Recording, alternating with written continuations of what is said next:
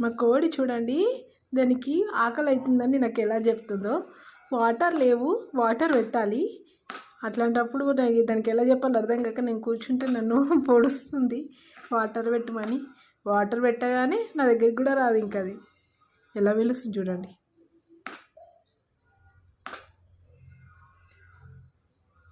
నేను వినిపించుకోవట్లేదని సైలెంట్గా ఉండిపోయింది. రామయ్యకి అయితే వాటర్ పెడుతున్నానండి. చూడండి ఎలా వచ్చిందో. రామయ్య రామయ్య వాటర్ పెట్టగానే తాగుతుంది పాపం. దూపైనట్టుంది. దా రామయ్య రా, దా వచ్చినావా.